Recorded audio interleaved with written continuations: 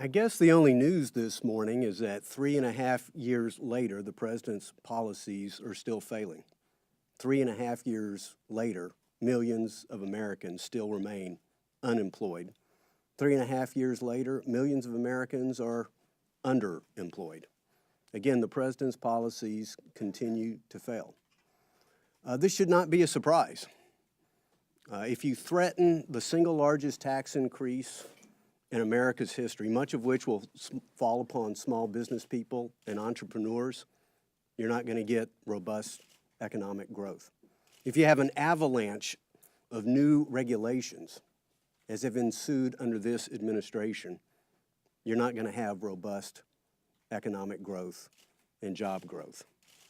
If you go about vilifying success and free enterprise, you're not going to have robust economic growth.